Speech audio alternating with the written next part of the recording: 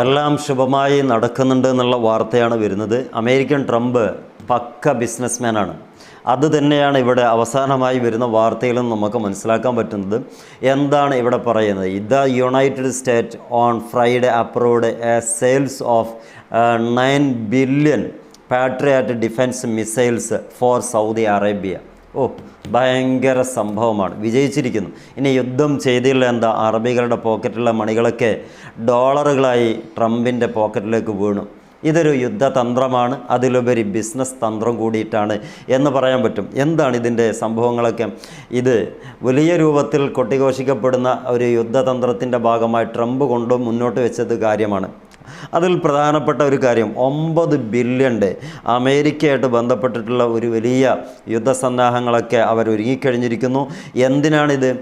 Saudi അറേബ്യയ്ക്ക് 9 billion ഡോളറിൻ്റെ patriot പ്രതിരോധ മിസൈലുകൾ വിൽക്കാൻ വെള്ളിയാഴ്ച അമേരിക്ക അംഗീകാരം നൽകി. അയൽ രാജ്യമായ ഇറാനുമായുള്ള സംഘർഷം വർദ്ധിക്കുന്ന സാഹചര്യത്തിലാണ് ഈ സൗദി അറേബ്യ അമേരിക്കയുമായിട്ടുള്ള ഈ കരാർ അല്ലെങ്കിൽ ഈ ഒരു കച്ചവടം നടത്താൻ ആഗ്രഹിച്ചിരുന്നത്. അത് അമേരിക്ക സാധിപ്പിച്ചു കൊടുക്കുകയും ചെയ്തു. എങ്ങനെയുണ്ട് ഇപ്പം? കാര്യങ്ങളൊക്കെ ഭംഗിയായി പോകുന്നില്ലേ? ഏത് തലയുള്ളവനും ചിന്തിച്ചാൽ മനസ്സിലാവും. അമേരിക്കയ്ക്ക് ഇപ്പോൾ ആവശ്യം പൈസയാണ്. നടു ഒടിഞ്ഞിരിക്കുകയാണ്. 120% കമ്മിയാണ് അവിടുത്തെ GDPയുടെ 120% കടക്കാരനാണ് അമേരിക്ക എന്ന് പറയുന്ന ആ വലിയ രാജ്യം. അവിടെ നിന്ന് കരകയറാൻ വേണ്ടിയിട്ട് ഈ ഒരു തന്ത്രം മെനഞ്ഞു. ഒരു ഘട്ടം തന്ത്രപരമായിട്ട് അറബികളെ വീഴ്ത്തി. അഥവാ റഷ്യയെ അതേപോലെ തന്നെ ചൈനയെ വീഴ്ത്താൻ പറ്റാത്ത സാഹചര്യമുണ്ടായി. ഈ രണ്ടാളും ഉള്ളതുകൊണ്ട് ഇറാനെയും വീഴ്ത്താൻ കഴിയില്ല എന്ന ബോധ്യം ഈ അമേരിക്കൻ ട്രംപിനുണ്ട്. പക്ഷേ ഈ തലപോയത് എന്ന് പറയാൻ കഴിയില്ല. അമേരിക്കയുടെ ഏറ്റവും വലിയ സന്തത സഹചാരിയായിട്ടുള്ള തൊട്ടിപ്പുറത്ത് നിൽക്കുന്ന ഇസ്രായേലിന് കഴിഞ്ഞ സൗദിയാണെന്ന് പറയാൻ പാകത്തിൽ വീണ്ടും തെളിവുകൾ വരികയാണ്. ആ അമേരിക്കയുടെ ഭാഗത്ത് 9 ബില്യൺ ഡോളറിൻ്റെ കച്ചവടമാണ് ഇപ്പോൾ നടത്തിയിട്ടുള്ളത്. 9 ബില്യൺ ഡോളർ എന്ന് പറഞ്ഞാൽ ചെറിയ ഒരു തുകയല്ല. ആ തുകയുടെ എമൗണ്ട് പാട്രിയാറ്റിക് മിസൈലുകൾ വാങ്ങിക്കാൻ വേണ്ടിയിട്ടാണ്. എന്താ ഇവരുടെ ആകെയുള്ള പ്രശ്നം എന്ന് വെച്ചാൽ, ഈയിടെ ഇസ്രായേലും അമേരിക്കയും ഇറാനും തമ്മിലുള്ള ഒരു പ്രതിരോധം ഉണ്ടായിക്കഴിഞ്ഞാൽ, യുദ്ധം ഉണ്ടായിക്കഴിഞ്ഞാൽ ഞങ്ങളുടെ രാജ്യത്ത് വലിയ ഒരു പ്രതിരോധം സ്വന്തമായി ഉണ്ടാക്കിയെടുക്കേണ്ടി വരും. അതിന് അമേരിക്ക സഹായിക്കില്ല എന്നുറപ്പായി. ഇനി സഹായിക്കണോ? നമ്മുടെ ഈ പാട്രിയാറ്റ് സംവിധാനങ്ങളൊക്കെ നിങ്ങൾക്ക് നൽകാം, ഒരു പൈസയായിട്ട് നിങ്ങൾ ഞങ്ങൾക്ക് ഏൽപ്പിക്കുകയും ചെയ്യണം. അഥവാ പക്ക കച്ചവടമാണ് നൽകിയിട്ടുള്ളത്. ഇതൊന്നും തിരിയാത്തൊരു വിഭാഗമായി മാറുന്നുണ്ടോ ഈ അറബികൾ? അല്ല ഗതികെട്ടിട്ടാണോ ഇങ്ങനെയൊക്കെ മുന്നോട്ട് പോകുന്നത്? എനിക്ക് തോന്നുന്നത് അമേരിക്കയുടെ സിൽബന്ദികളായി മാറിപ്പോയി എന്നുള്ള ഒരു കുറ്റബോധം ഇപ്പോൾ ഈ അറേബ്യൻ രാഷ്ട്രങ്ങൾക്ക് ഉണ്ടാവും. അപ്പോഴാണ് അമേരിക്കയുടെ ട്രംപ് വന്നിട്ട് പറയുന്നത് ഈ യുദ്ധം ആരംഭിക്കാൻ പോവുകയാണ്. അതുകൊണ്ട് തന്നെ നിങ്ങളുടെ രാജ്യത്തെ പ്രതിരോധിക്കേണ്ടത് നിങ്ങളുടെ മാത്രം ഉത്തരവാദിത്വമാണ്. പക്ഷേ ഞങ്ങളുടെ സൈന്യം നിങ്ങളെ സഹായിക്കും, അതിനാവശ്യമായിട്ടുള്ള കാര്യങ്ങളൊന്ന് വാങ്ങിച്ചു കൊടുക്കണമെന്ന് പറയുന്ന ആ രീതിയാണ്. പണിക്കാർ നമ്മുടെ തന്നെ ഉണ്ട്, പക്ഷേ ആയുധം നിങ്ങൾ കൊടുക്കണം. അത് ആയുധം ആര് കൊടുത്തു? അമേരിക്ക കൊടുത്തു. അമേരിക്കയ്ക്ക് ആര് പൈസ കൊടുത്തു? ഈ സൗദി അറേബ്യ പൈസ കൊടുത്തു. തത്വത്തിൽ എന്തായി? നമ്മുടെ സൈന്യത്തിന് വേണ്ടി സൗജന്യമായിട്ട് കൊടുത്തയക്കേണ്ട പാട്രിയാറ്റ് മിസൈലുകളൊക്കെ ആ സൗദിയെ പ്രലോഭിപ്പിച്ചോ അല്ലെങ്കിൽ പേടിപ്പിച്ചോ കൊണ്ട് പൈസ വാങ്ങിച്ച് കൊടുത്തയച്ചു. കാരണം ഈ സൗദിയുടെ നിലനിൽപ്പ് അമേരിക്കയുടെ നിലനിൽപ്പിനോടൊപ്പമാണെന്ന് അവരെ കൊണ്ട് വിശ്വസിപ്പിച്ചു. മാത്രമല്ല അവിടെയുള്ള ബേസ്മെൻറ്റുകൾ, ചിലരൊക്കെ പറയുന്നുണ്ട് അമേരിക്കയുടെ ബേസ്മെൻറ്റ് സൗദിയിലില്ല. നിങ്ങളോട് പറയാം വളരെ സ്നേഹത്തോടെ, ഒന്ന് പഠിക്കുക. അവിടെയുള്ള ഏരിയകളൊക്കെ ഒന്ന് പഠിച്ചാൽ അവിടെ ഉണ്ട് എന്നുള്ളത് നിങ്ങൾക്ക് ഇനിയെങ്കിലും മനസ്സിലാക്കാൻ പറ്റും. അങ്ങനെ പാട്രിയാറ്റ് മിസൈലുകളൊക്കെ കച്ചവടാക്കിയിട്ടുണ്ട്. ഏത് വിധേനയും തടുക്കാൻ ഞങ്ങളുടെ സൈന്യം സന്നദ്ധതാണ്. അതേതാ സൈന്യം? അമേരിക്കയുടെ സൈന്യം തന്നെയാണ്. എങ്ങനെ ഈ അമേരിക്കയുടെ സൈന്യത്തെ വിശ്വസിക്കാൻ കഴിയുമോ? ഒരിക്കലും കഴിയില്ല. കാരണം ഇവരുടെ ഹിഡൻ അജണ്ടയുടെ ഭാഗമാണ് ഇറാൻ പിടിച്ചടക്കിയാൽ ഗ്രേറ്റർ ഇസ്രായേലിൻ്റെ ഭാഗമായിട്ട് സൗദി കൂടി ചേർക്കാൻ വളരെ പെട്ടെന്ന് പറ്റും. അപ്പോൾ സൗദി തകരണം. സൗദിയുടെ ഗവൺമെൻറ് ഒന്ന് അരക്ഷിതാവസ്ഥയിൽ ആടി ഒലയണം. അതിനു വേണ്ടിയിട്ടുള്ള തന്ത്രപരമായിട്ടുള്ള നീക്കം ഇപ്പോൾ തന്നെ ചെയ്തു വെച്ച് കഴിഞ്ഞു എന്ന് പല യുദ്ധ വിദഗ്ധന്മാരൊക്കെ എഴുതി വെക്കുന്നുണ്ട്. അതെങ്കിലും ഒന്ന് മനസ്സിലാക്കാൻ പറ്റും.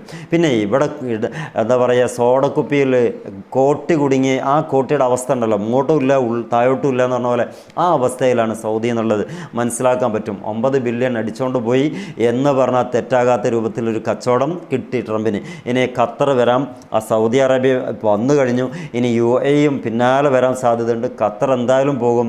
ആ ലെവലിൽ വലിയൊരു എമൗണ്ടിൻ്റെ കച്ചവടം ഈ അമേരിക്ക കണ്ടിട്ടുണ്ട്. അതേറെക്കുറെ നടന്നു. ഇനി യുദ്ധം ഉണ്ടാവുമോ ഇല്ലയോ?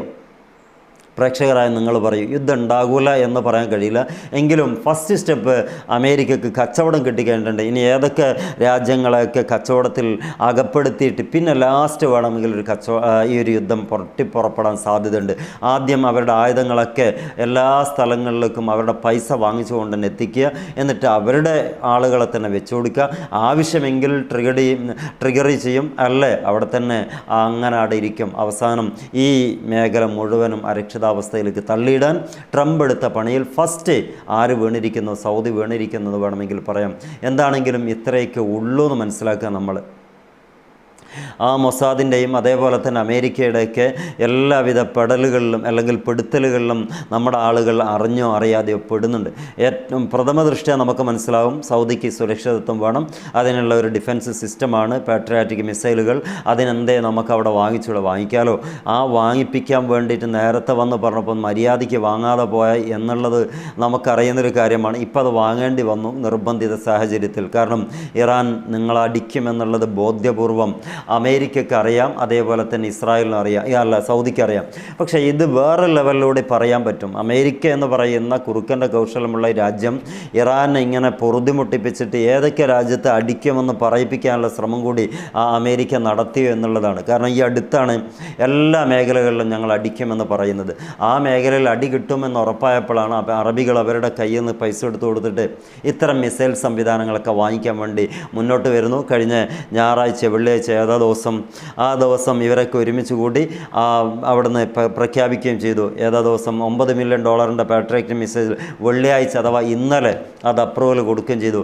വേഗം തന്നെ ആ സംവിധാനങ്ങൾക്ക് വേണ്ടിയിട്ടുള്ള സൗകര്യങ്ങൾ അമേരിക്ക ചെയ്തു കൊടുക്കുകയും ചെയ്യും. മൊത്തം എന്തായി എന്ന് ചോദിച്ചാൽ അമേരിക്കയും ഇസ്രായേലും നടത്തുന്ന എല്ലാ പ്രവർത്തനങ്ങളും നല്ല രീതിക്ക് ഉപയോഗപ്പെടുത്താൻ അല്ലെങ്കിൽ വിജയിപ്പിച്ചെടുക്കാൻ അവർക്ക് രണ്ടുപേർക്കും സാധിക്കുന്നുണ്ട്. ഇനി അതല്ലെങ്കിൽ ഇനിയും ഞങ്ങൾ വാങ്ങിക്കാൻ തയ്യാറാണെന്ന് പറയാൻ പറ്റിയ രാജ്യം ഈ GCC കൺട്രിയിൽ ഇനിയും ബാക്കിയാണ്. അതുകൊണ്ട് അവരുടെ എല്ലാ പരിപാടികളും അനിശ്ചിതം വളരെ സിമ്പിളായിട്ട് നടക്കുന്നുണ്ടെന്ന് മനസ്സിലാക്കുക. അമേരിക്കയുടെ ആവശ്യം പൈസയാണ്. പൈസയ്ക്ക് വേണ്ടിയിട്ട് തന്നെയാണ് ഇപ്പം ഗോൾഡിൻ്റെ പൈസ വലിയ രൂപത്തിൽ വില കൂടിയിട്ടുണ്ട്. അതിൻ്റെയൊക്കെ പിന്നാമ്പുറങ്ങളൊക്കെ അന്വേഷിച്ച് പോയാൽ ആസ്തി വർദ്ധിപ്പിക്കുക എന്നൊരൊറ്റ ഉദ്ദേശം ഈ ട്രംപിനുണ്ടായിരുന്നുള്ളൂ. ആ ആസ്തി വർധനവ് വളരെ ഭംഗിയായിട്ട് നടക്കുകയും ചെയ്തു. ഇനി കാത്തിരിക്കാം എന്തൊക്കെയാണ് മിഡിൽ ഈസ്റ്റിൽ നടക്കാൻ പോകുന്നത്. ഈ അറബികളുടെ പൈസ എങ്ങനെയൊക്കെ തട്ടിയെടുക്കാൻ പറ്റുമെന്നുള്ളത് ട്രംപ് മുത്തച്ഛനൊക്കെ കൃത്യമായിട്ട് അറിയുന്നതുകൊണ്ട് ആ കാര്യങ്ങളൊക്കെ ഭംഗിയായിട്ട് മുന്നോട്ട് പോകുന്നുണ്ട്. അതിലൊന്നും കാര്യങ്ങൾ എന്താണെന്ന് വെച്ചാൽ ഒന്നുമില്ല എന്ന് പറയാനല്ലോ. അവരവരുടെ രാജ്യത്തിന് വേണ്ടി ചെയ്യുന്നു, ഒറ്റ വാക്കിൽ പറഞ്ഞാൽ അതാണ്. പക്ഷേ ട്രംപിനെ സംബന്ധിച്ചിടത്തോളം ഈ സംഭവം വിജയിച്ചു എന്ന് വേണമെങ്കിൽ പറയാം. ആ ലെവലിലേക്ക് കാര്യങ്ങൾ എത്തിക്കഴിഞ്ഞു എന്നാണ് നമുക്ക് ഈ വാർത്തയിൽ നിന്ന് മനസ്സിലാക്കാൻ പറ്റുന്നത്. നിങ്ങൾ സപ്പോർട്ട് ചെയ്യുക, അതേപോലെ സബ്സ്ക്രൈബ് ചെയ്യുക, ലൈക്ക് ചെയ്യുക. നിങ്ങളുടെ നിരൂപണങ്ങൾ, അഭിപ്രായക്കേടുകൾ എല്ലാം കമൻറ്റായി രേഖപ്പെടുത്തുക. Wish all the best. Good bye.